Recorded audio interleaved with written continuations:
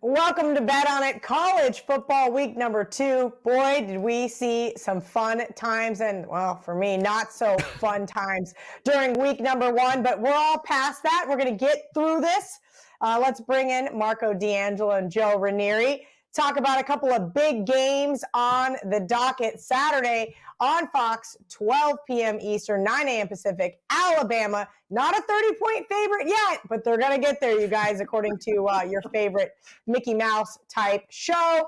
Alabama at Texas, road favorite here, total 62. Marco, I'm going to go to you first here. This one opened 17, and of course Alabama got bet up, early on, rightfully so. They put an absolute slaying on whoever the hell they played last week. I don't know if Texas is back, but is Texas going to get blown out this bad at home to the number 1 team in the country? Yeah, Kelly, I'm not stepping in front of Alabama. We lost a little bit of line value, obviously, from the opener at 17, but that was expected. And if you're laying 17, 20 is really not, a difference other than you could push at 17, 18, and 19 are basically dead numbers most of the time. So the 20, yeah, I'm going to lay it if I play this game. That's the beauty. You don't have to play every game on the board, but this is a little bit of an appetizer to what Texas is going to get whenever they move into the SEC. Be careful what you wish for, is a saying that my mom used to always tell me. The grass isn't always greener on the other side, and Alabama is going to stifle this Texas offense, in my opinion. And when you're laying big points, Kelly, you want a team that when you're in the fourth quarter, not only is a good passing team, but a good running team, and Alabama is that. They'll be able to protect the lead, and with that offense, you'll be able to add to the lead. So many times you have a pass-only team, you know what happens. They're trying to run the football when it's not their forte, and then they end up giving up a score because the other team gets a shot. And if there's ever a coach, he'll never admit it, but Coach Saban always knows what the line is. And if it's close in the fourth quarter, he's one of those guys that'll take care of the alumni and punch one in late for you. So it's Alabama minus the points for me. Joe Raineri, just to play contrarian here, right? We always joke that I'm just some Texas hater. I can't be. K-State owns Texas. But I'm going to make a case for Texas here. Do you think their defense is good enough to be able to stay within 3 touchdowns, right? Quentin Ewers, he looked okay last week. I think he's going to have to handle a lot of pressure this week, and that is my concern. But this Texas defense has shown improvement over the last couple of years, and I kind of wonder if this just isn't a few too many points for the Tide.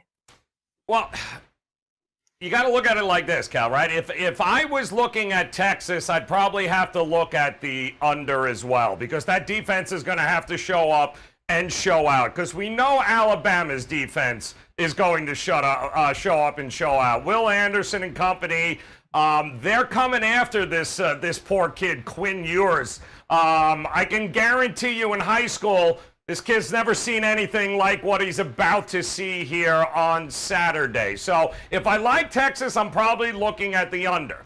The problem is, I don't like Texas. I don't like the defense. I don't like anything about them. And listen, I think Texas, when they end up getting Manning the 16th or whoever the hell it is that's coming, they're going to be fantastic. Everyone's going to be like, oh my God, Texas is back. Yes, but right now, Sarkisian with a freshman quarterback going up against this defense.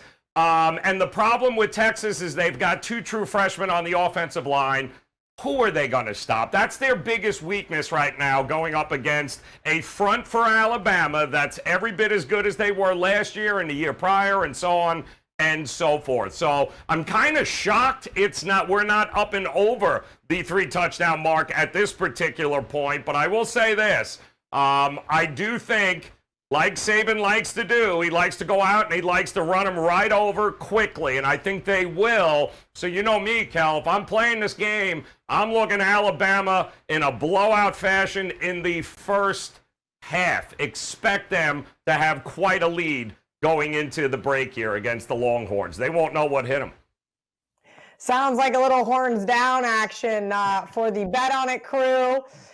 Saturday, ESPN, 7:30 Eastern, 4:30 Pacific. Kentucky at Florida. The line was 4.5. Now we're seeing 5.5, 6. Total 52. Joe, I'm going to go to you first.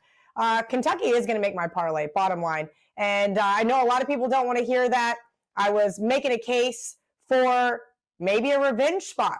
But I don't think there was a team that looked better than last week than the University of Florida. Anthony Richardson, all of a sudden, his Heisman odds just absolutely plummet. Florida minus 1.5 is what I made this game. I was going to be on the Gators. Kentucky plus 6? 6? Ooh, I don't know. I think this Florida secondary has some issues, and they could be exploited by this Wildcats offense. So I'm sure, Cal and Marco, I'm sure the question we all have to ask ourselves is, are we anticipating, this is overreaction, right? Overreaction week here in a lot of spots. Are we overreacting or underreacting to what we saw from Florida and Kentucky last week? I mean, Florida was great. Florida can run. Florida has a quarterback that is absolutely, according to everyone, going to be playing on Sundays in the not-too-distant future. He was fantastic. I mean, they went, 283 yards on the ground.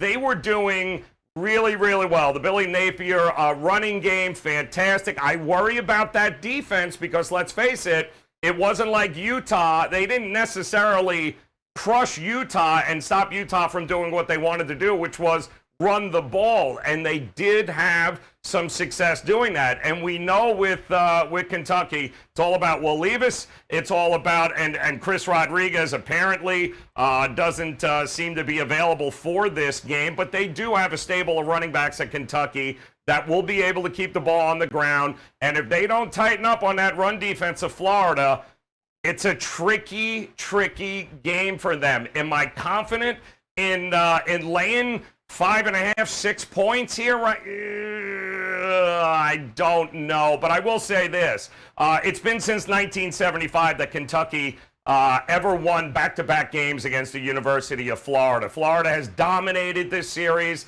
They did win last year, which was the beginning and the end for Dan Mullen.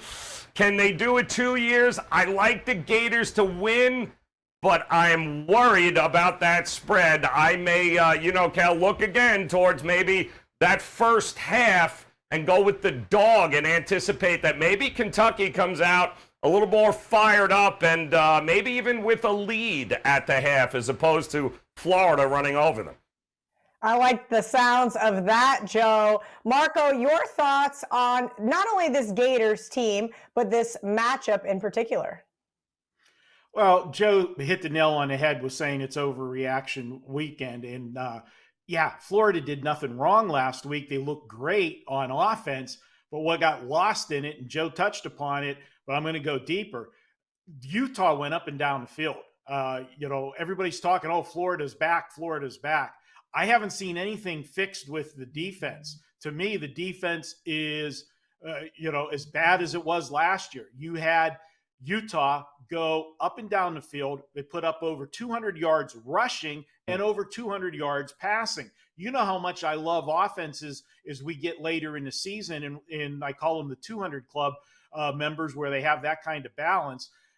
Kentucky will be able to run the football. And if they're able to run the football successfully, it will open up the passing lanes.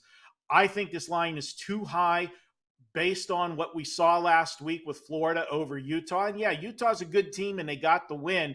But don't forget, they were down there with a chance to win the game at the end as well. A lot of games went right down to the final possession last week. I think this could be another one. Give me those 5.5 points with Kentucky. And this is one where I would not be surprised at all if they pull the upset. I know history says no, Kentucky versus Florida, but the beauty is we really don't need to win this game. We can cover with the points, but I'm going to go ahead and take Kentucky plus the 5.5.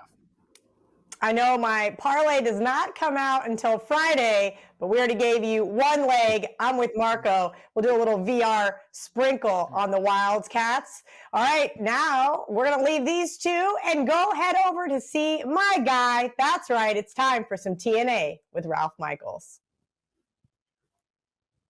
There's the guy with the pen. And Ralph, I must say, it's my second favorite handicapping pen. I'm kind of like our buddy VR. I like to use markers. Don't ask. The color coding works better with my brain. That being said, this is Ralph Michaels. If you don't know who he is, at CalSportsLV, tweeting out tons of great information every single day on his Twitter account. Ralph, trends and angles, college football, week 2. There's lots of things to overreact about. But first, let's talk about some of those favorites that lost in week 1. You know, Kelly, before I get to that, I just want to remind people, last week we talked about having a game under your belt and how the public discussion is, oh, those teams are better prepared, they have a record. Well, they were 44% going into last week. Guess what? Teams that had a game under their belt went 5-9 against the spread. So that's something right in those books. Remember them for next year, something that goes against the direct narrative. Another thing I hear often is, you know, week 1, we're not sure how good teams are. Vegas is putting out a number, people are betting into the number, and people automatically assume that if a favorite loses week 1, they're going to bounce back and do well week number 2. Well, I'm going to give you two specific instances to prove that is not correct. First off, in game number 2, when you're off a loss as a favorite of 3.5 or more. And why do I use that? Well, what I consider games between the threes basically a toss-up. You're going to have a lot of road teams win. You're going to have a lot of home teams win. But when a team is a favorite of 3.5 or more, that makes them a significant favorite. So if a team loses game number 1 as a favorite of 3.5 or more, you fade them. They are 52, 72, and 3, only 41.6% against the spread. The two teams that lost as a favorite of 3.5 or more last week, Tulsa, who is playing Northern Illinois, and Virginia Tech, which is playing Boston College, both fit into that category. One more situation I looked at, since 2003, if you lost game number 1 as a home favorite, and now you're back at home, you don't have to travel, you were embarrassed game 1, you lost as a favorite, you are now ready to rebound in game number 2, guess what? 21 and 43, 32% against the spread. So you might think those teams rebound. It's just the opposite. The teams that lost as a home favorite in game number 1 and are now at home again this week, Navy against Memphis, San Diego State against Idaho State, and I'll put one in quotations. Some people might want to throw LSU in against Southern. LSU played, of course, in the Superdome, so it wasn't truly a home game, but it's clearly what I would call a home/neutral game with the regional and fan edge. That's kind of shocking, Ralph. I expected it to be a little closer to 50-50, not quite that polarizing. What else have you dug up for us for this week's TNA? Well, I started the segment talking about having a game under your belt. So I took it one step further. When we have teams playing their third game against teams playing their second game. So now you've played a game, you've had a week to prep. You've played a game, you've had a week to prep versus an opponent playing their second game. Teams at home, off an away loss as a favorite or a dog to +12. So you're at home, you lost game number 2, you're playing your third game of the season. Since 1992, those teams have gone 61 and 33, a very outstanding 66% against the spread. The two teams playing their third game, off an away loss last week, Illinois against Virginia and Florida Atlantic against Southeast Louisiana. 2 more, and when we put these two together, they're going to give me my best bet for this segment. When I look at teams, this is not week specific. This is for the entire season. So this is something you can write down, follow each week. When teams that won a game after getting outgained by 120 or more yards and are now an away dog. So You probably had a turnover edge, a special team edge. You likely got outplayed. You were outgained by 120 more yards, but you won the game. Now you're an away dog, 17-38, 31% against the spread. If I can find systems that are a 69% fade over a sample size of over 6 years, that's something I want to pay attention to. Only one team fits that category, and that would be a 69% fade on Old Dominion versus East Carolina. Now, this is when everything aligns, Kelly. When I look at teams that lost at home early in the year, games 1, 2, 3, and 4 by a field goal or less. So you're very disappointed. You're off a home loss of 1, 2, or 3 points. It's early in the season. You have gone 83-39, 68%. 5 teams fit the bill: East Carolina, Southern Miss, UTSA, Appalachian State, and Boston College. Well, guess what? In those last 2 systems, I have a 69% fade on Old Dominion. I have a 68% play on East Carolina with 2 systems that aren't correlated. When I get that type of strong setup, I look at it strongly to be a play. I did make East Carolina a play, and I'm going to use the Pirates minus 12.5 as a best bet and an actual client release for you on the show. Ralph, ECU was on my long list, but I was so afraid that they might lose that North Carolina State game twice. 69% says, give that little nudge. I may have to join you. Thank you to Ralph. Again, make sure you guys are following him on Twitter at CalSportsLV. He gives out tons of great free information, not only there, but here every week on Bet On It. We're going to take a quick commercial break. When we come back, it's time for those barking dogs. Have you ever wanted to create your own handicapping dream team? You can build your own superstar handicapping lineup using our Pick Your Team program at both WagerTalk and SportsMemo.com. Even more exciting, until Monday, September 12th at midnight, you can save 10% off Pick Your Team using coupon code PYT10 when checking out. Dave Koken, Marco D'Angelo, and Ralph Michaels, JM Sports, Joseph D'Amico, and the Rocket Man. The combinations are endless as you can choose up to 5 handicappers. You start saving once you choose any 2 handicappers of your choice, and you can pay as little as under $6 per handicapper. Who will make up your dream lineup? Go to Wager Talk or Sports Memo, click Pick Your Team, and personally hand select your handicapping roster. Don't forget that coupon code PYT will expire on September 12th, so get your 10% discount and put together your personalized dream team today. Welcome back to Bet On It. It is my favorite time of the show, and this week we have a ton of barking dogs. I had to sift through them pretty early this week due to travel. I'm going back to MHK, that's right, Manhattan, Kansas, for the K-State Missouri game. And Marco, let me tell you, Missouri better not be one of your barking dogs. All right, Kelly, I don't want to get in the doghouse with you. So no, Missouri's not one of my barking dogs this week, but the one I have, I'm going to look at Houston plus the 3 points against Texas Tech. And be honest with you, I could have put this one in as my trap game as well, but we got a sandwich game. We'll talk about that a little bit later. But I'm looking at this Houston team, and people are going to look. They're going to look at what they saw from 1 week, and what they saw was Houston on the road had to go to overtime. They had to come from behind just to send it to overtime, and then they won by 2 points, 37-35, over Texas San Antonio. A couple things about that game, and they're also going to look at Texas Tech, put up 63 points last week, winning 63-10 over Murray State. No big deal.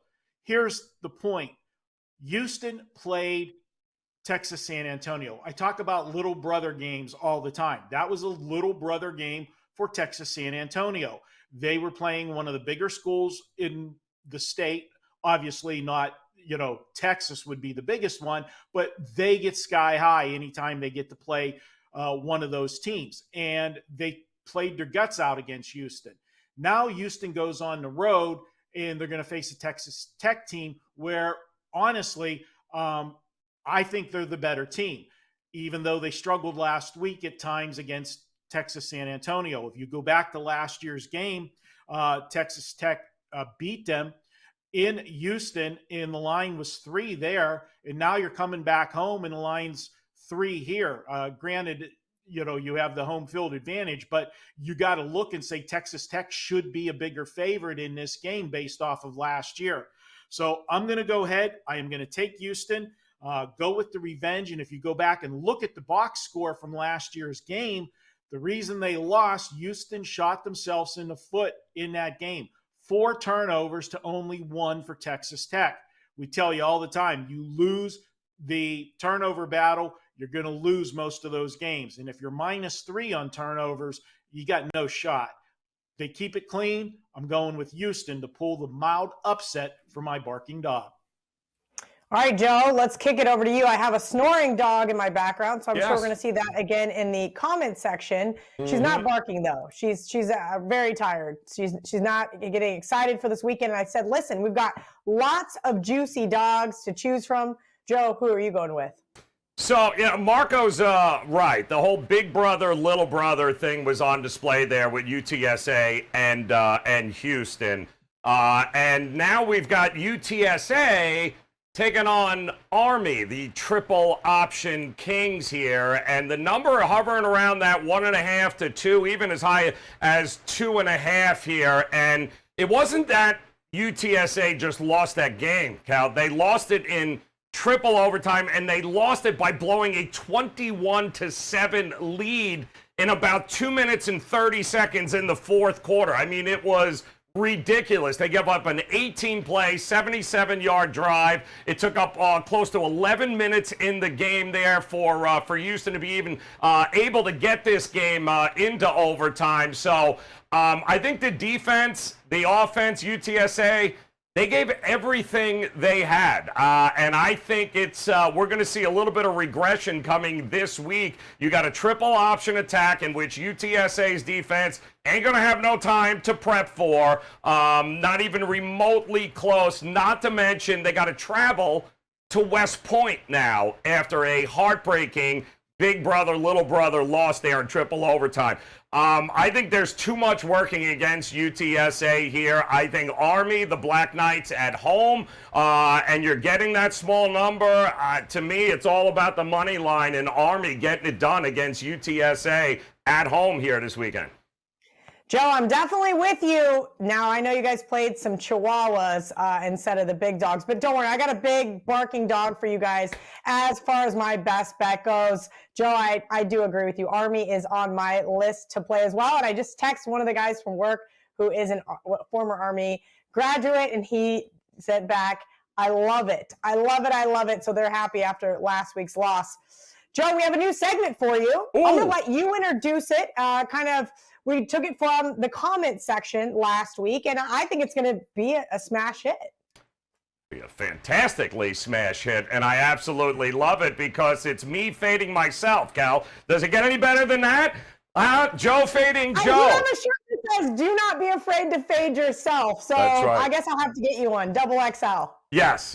And this one is Joe fading Joe. That's right, Joe fading the public Joe. And boy, oh boy, I love situations like this. We've made a lot of money in the NBA over the last couple of seasons doing exactly what the public is doing right now. And it is a unbelievable overreaction to a player being available or unavailable. And of course, I'm talking about Sam Hartman now all of a sudden coming back for Wake Forest right now. So this game is now all the way up to double digits. We're looking at what, 13 now after this was about 7.5 or 8. So this is a monster move, and I know it's against Vanderbilt, right? But Wake Forest on the road, Hartman having a blood clot removed, by the way, which was the issue why he ended up going away. So practice time, consistency, all of those things, question marks regarding this Wake Forest offense with Sam Hartman. And listen, game 4-5 of the season here, I think Wake Forest will give you, and Sam Hartman will give you very much like what you saw last year, right? I mean, this guy coming into the season was a Heisman hopeful. There were a lot of people very excited, and then like that, it was gone. This is a ridiculous move, Cal. A nearly touchdown move because Hartman's coming in when nobody really knows what we're going to be getting from him. I know what we're going to be getting from Vanderbilt, which is what we've been getting in the first 2 weeks. It's fade Vanderbilt. I think they're undervalued. I like him at home. I love the confidence. I love what they have done here, going all the way to Hawaii the way they did here. This is not going to be a cakewalk for Wake Forest and Sam Hartman. Not to mention that I don't know if he plays the entire game. There's so much we don't know. And to sit there and just pump Wake Forest here with the announcement of the return of Sam Hartman, it's a little too much for me there, Cal. So, yeah, I get it, Public Joe, but I am fading them, Cal, and I am taking all of those points with Vanderbilt this weekend. I have to agree. It does look just a little too easy to back Wake Forest this week. Marco D'Angelo, last week you gave us a trap game. Thank you for that. But I'm hungry. It's lunchtime, and per usual, I didn't eat before the show. I know the deli's back open. I heard that ding. Tell me who the sandwich game is for this week. All right. Yes, the deli is open, and we're going to hit it. And just going to say real quick, too, I know we've got a lot of new viewers this year, and it's a good time to do the shameless plug. Hit the subscribe button. Do it, guys. We are so close to 100,000 subscribers. We want to get that done, so help us out. And for guys that are new, what's a sandwich game? Well, it's pretty simple. I look at what the team did last week, who they played, and I look at who they play next week. If they are coming off a big game and they got a big game on deck, that one in the middle, too often they can look right past that team, and we find value with taking the team that's going to get overlooked and bypass that big favorite. And you're going to have to hold your nose, because I could get the deli closed after just 1 week with what I'm coming with, but we're going to go with Ohio U. Yes, we're going to take a MAC team playing a Big Ten school, Penn State. You look at this scheduling setup, it doesn't get any worse for Penn State. Now, I will say, yeah, it's their home opener, so, and every game's a sellout at Penn State. So, there's going to be fans there, no question. But, man, what a first game Penn State had to have. Opening game on the road on a Thursday night, standalone game, get all the attention, and Penn State got a taste of their own medicine. Everybody knows about the Penn State whiteout games. Well, Purdue had the blackout game, and they did everything but win that game. Penn State drove down the field at the end. It was a seesaw game throughout, and Penn State was able to get the score at the end of the game and pull out the win. Now, off of that, they come back home. They're playing Ohio U. Easy to look past this team in any given Saturday, but look who's on deck. Auburn. They got to go to SEC country next week, and this is the second half of a home-and-home series. They played Auburn at home last year, and it was an epic battle. Penn State escaped, but it was one of those games where Auburn shot themselves in the foot in some key possessions. They got to be looking ahead to that Auburn game. I'm going to take Ohio U, and I know the MAC, gets trounced for no defense, but every year it seems one of these MAC schools gives somebody out of the Big Ten, ACC, somebody a battle. And why? Because the kids that make up this roster, a lot of them wanted to go to these bigger schools, Penn State, for example, and they didn't get offered a scholarship. So when they come in here, they're playing with a chip on their shoulder. Give me Ohio U plus the 25 points that we're looking at, and sneak it under the number. Penn State, they had to display a lot last week at Purdue. Look for them to keep it vanilla this week, so they head into Auburn with all of the playbook intact. Take Ohio U, hold your nose when you go to the window. Whew. Yeah, that is a definitely stinky. I'm trying to think of the worst smelling sandwich. What are those wenasty deli slices? I can't even think. Pimento it's like a cheese liverwurst sandwich with 2-week-old mayo. Oh, it's gross. It's gross. But I'm not sure Penn State can beat anybody by 3 scores right now. I was on Purdue the other night, but we're going to forget about that one and take a quick commercial break. When we come back, it's time for Best Bets. Ready to take your favorite Wager Talk handicappers wherever you travel this football season? The Wager Talk TV app is now live for phones, tablets, smart TVs, and streaming platforms. Tune into your favorite shows like Wager Talk Today, Bet on It, and the Opening Line Report, plus browse through our extensive library of sports betting tips. Create your personal playlist of betting tip videos to help you prepare for the upcoming season, and set notifications to alert you when new content is added. Download the app for Apple, Android, Amazon, and Roku devices by searching for Wager Talk TV, or scan the QR code on your screen to join the winning conversation today. Welcome back to Bet On It. It is time for Best Bets. Now, normally I like to bet against ranked teams catching points, and I also kind of lied to you guys in the Barking Dog segment. This isn't a huge dog, but it's definitely almost a touchdown dog. Listen, as I've said all week, this is overreaction week. Everybody calm down. Now, I'm curious to hear what Marco has to say about this one, because this isn't from his backyard. That's right, the backyard brawl. Pitt squeaks out a W in a close rivalry game. Tennessee blows out some cupcake school. And the line went from 3 to 6.5. I think this is a big-time overreaction, plus the points with the Panthers at home, who have won 21 of their last 30 at home as an underdog. I know I give Narduzzi an awful lot of grief about kicking is for losers, but if this man does not kick short field goals, I think they can spring the upset over the Vols. Give me the 6.5. Mr. Raineri, you are up next, and I'm here for this kind of rivalry within the show.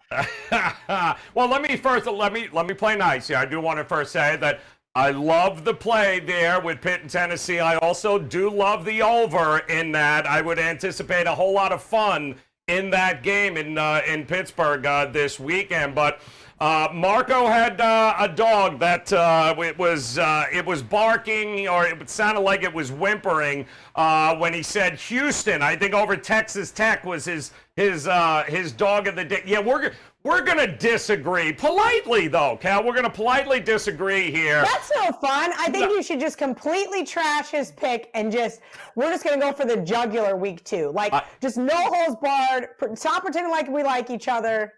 Not my style. I try to be very on the up and up here. I don't want to be too rude. But right, it'll be like the group chat with me and Johnny Detroit versus Marco. Like, Marco just sits there and takes it in the group chat, and Johnny and I double, triple text, say all sorts of crazy stuff, and Marco's like, sorry, guys, I was playing poker.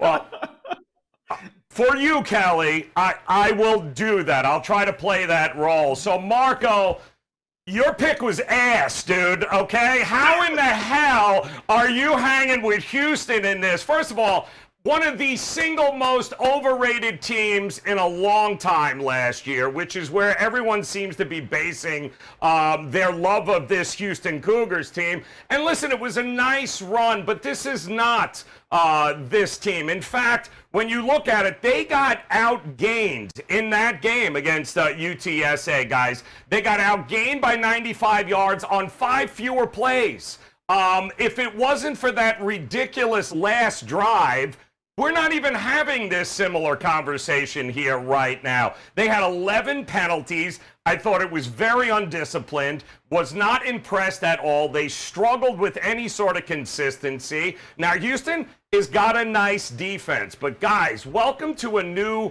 Texas Tech. It is led by Joey McGuire, Coach Joey McGuire, who also brought in Zach Hitley, who may sound familiar because he was the one running the offense at Western Kentucky last year. And he's brought that offense and that style to Texas Tech. Now, I know they lost their quarterback there, right, last week, but I can tell you right now, Donovan Smith was the same guy. Don't forget, I believe he was the guy last year, won the Liberty Bowl MVP award. He was exceptional, won their last 4 games for Texas Tech there. They don't lose anything in the quarterback position with Donovan Smith stepping in. And I think, guys, this is going to be a whole lot for Houston to expect them to go back-to-back road games now. Even though it was the big brother, little brother, they didn't have to travel too far. Yeah, I get it, but I do not trust this Houston team at all because the same kinds of mistakes that they made against UTSA, there is not going to be a chance for a comeback. Not with this offense, not with this new quarterback they've got. I love this Texas Tech defense. I love them at home. And by the way, they've kind of owned them, too. Texas Tech, they've won the last 4. They won last year 38-21 in Houston, in fact, and they've won 9 of the last 10. I think Texas Tech is way undervalued. I thought their team total this year, their win total, was way undervalued. So, yeah, I think the luck runs out for Houston this weekend, Cal. My best bet is lay it. Take them on the money line. Have some fun because Texas Tech is romping over the University of Houston Cougars here. Lay to 3. Tech gets it done. Yeah, Wreckham Tech for me, too. I did lay the 3 as well. Sorry, Marco. I wasn't going to chime in on your barking dog. I was just going to subtweet it on Saturday morning. And you're like, what the hell? Where'd this even come from? It's just better that way. You know, contrary to popular belief, I don't really like conflict. But Marco, do you have a rebuttal for Joe? And then what is your best bet? Wasn't my fault, Marco. I wanted to be polite. She forced me. Kelly, you know, she's pissing gasoline on an open fire. And just let me tell you a couple things, Joe. Okay, yeah, please. First of all, don't get too comfortable in that seat. Do you know how many people texted me when they found out that seat was open? Okay. Marco, that was supposed to stay between us. Yes, go ahead. Go ahead. Listen, they can have the mother. You were our number 2 choice. You are our number 2 choice. It's not to be mean. It's just the facts. I know you wanted the prez. I know you guys wanted the prez, but unfortunately a scheduling conflict. But listen, things can be arranged for sure. Yeah. Ridiculous. Yeah. And second of all, I do another show with you. Did you not learn anything when we did Pony Pundits and my co-host on that show shot his mouth off pretty cocky with a horse called Stiletto Boy? You remember what happened there? You are talking, Marco. You are talking my language here because I feel there's a steak dinner involved in here somewhere. So go ahead, I'm listening. Involved. Go ahead. What do we got? Yeah, we got a steak dinner. Next time you're in town, and I know Kelly likes berries, and I like berries too, but I also like Adiyamos, and that's where I taught, Sig the lesson about shooting his mouth off. You're going to have to learn that too. And just because you read on YouTube one of the comments last week that you are too handsome and fit to be a good handicapper, well, damn it, I am the opposite of that, okay? I had to tweet that myself. Okay, listen. I'm fat and out of shape, so that makes me a world-class champion handicapper. All right, so there you go. I'm just answering what they say on Twitter, because if it's on Twitter, it's true. Yep. Oh, it's time for a Twitter rant. You're a man of the people, Marco. You're a man of the people. Shout out to Aussie Mav. I don't know if you saw Kelly in my timeline last week, but this guy was so happy with Arkansas winning. It just, soo-wee. All right. Good Lord. Hey, by the way, Ozzy, your mom called. You are ready. Come on up. Come out of the basement. All right. I'm done. Let's go. Last bedtime. Appalachian State, Texas A&M. Yeah, I picked this game because I want to relive the misery of Appalachian State at the end of that game last week. They went up and down the field. We did everything in that game but actually win the game, Appalachian State. North Carolina, as I said, I didn't even think they could spell defense, let alone play it, and we saw that. 63-61 was the score last week. And that was one of those big brother, little brother games. Appalachian State being the little brother out of the state of North Carolina. And they were sky high and gave everything they had, only to come up short by 2 points in a barn burner. I always look to go against a team that is the loser in that type of game because there's just no way to pick themselves back up off the mat. Now they got to play a Texas A&M team. And Texas A&M won handily last week, 31-0. But if you watch the game, they ran a very vanilla offense. They didn't show anything. I don't know if they'll show the entire playbook this week either because they got Miami on deck. But they're going to be going against the defense that gave up 63 points last week. And when Appalachian State has the ball, they're not going against North Carolina's defense. They're going against Texas A&M. they are going to dominate both sides of the line of scrimmage. It's not often that I lay a big number like this, but I'm going to do it. The line was at 17. It is up to 19. I like this to 20. So get on now before it goes up any higher. I have them winning by 24 points or more. Texas A&M is the better team on both sides of the ball. And when they're running the football in the fourth quarter, I talk about this all the time. I want a team that can extend the lead even when they're trying to run the clock out when you're laying points. It's going to be a long afternoon for Appalachian State. Texas A&M minus the 19 is my best bet of the week. I don't know if I've ever seen Marco lay that much chalk as a best bet.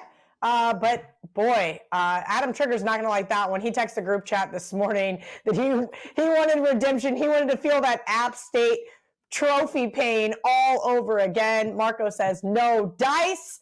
We're going to take our last commercial break. When we come back, it's time for the recap. Have you ever wanted to create your own handicapping dream team? You can build your own superstar handicapping lineup using our Pick Your Team program at both WagerTalk and SportsMemo.com.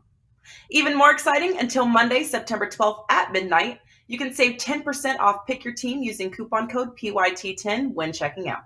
Dave Koken, Marco D'Angelo, and Ralph Michaels, JM Sports, Joseph D'Amico, and the Rocket Man. The combinations are endless as you can choose up to 5 handicappers. You start saving once you choose any 2 handicappers of your choice, and you can pay as little as under $6 per handicapper. Who will make up your dream lineup? Go to Wager Talk or Sports Memo, click Pick Your Team, and personally hand select your handicapping roster. Don't forget that coupon code PYT will expire on September 12th, so get your 10% discount and put together your personalized dream team today. Welcome back. Before we get to the recap, I just wanted to say thank you guys for everybody who jumped in the comments. Good, bad, ugly, whatever. We appreciate you guys tuning in. For those of you that didn't, please jump in there, hit that like button. Make sure you subscribe because there's this really dorky YouTube trophy that Johnny Detroit has to have. We are 300 subscribers away from 100,000. Please help him get his trophy so he can feel really important in the office. All right, time for the recap. Marco says, lay it or don't play it with Alabama. Joe says lay it, but if you're going to lay it in the first half. Everybody agrees with me on Kentucky, which makes me very happy. Marco's full game. Joe, again, going with those first half angles. Barking Dogs, Army plus 2.5, down to 1.5 in some spots. So keep an eye there. Joe just says bet that money line. Marco says Houston, which if you missed the best bet segment, that was really entertaining. Fade Joe Public. Vanderbilt plus 13. Joe says you want to fade him here. Wake Forest, not a 13-point favorite. And the deli's back open. Week 2, that's a surprise, but we have a disgusting sandwich. Ohio plus 25.5. And as far as best bets go, I promised you guys a barking dog, and that is Pittsburgh plus 6.5. Sprinkle a little bit on that money line. And then the boys both laid chalk. Sometimes I do this show and I'm still amazed. Texas Tech for Joe Raineri, Texas A&M for Marco. And again, we do appreciate you guys each and every week hanging out with us, listening for those barking dogs, fading the public, eating all those sandwiches. Don't forget, check out our NFL show. It will be up tonight as well, where we're back with all of those things and more. Again, thank you guys. We love doing this show, and you are the ones that make it possible. From myself, Joe Raineri, Marco, Ralph, everyone. Until later on tonight, let's bet on it.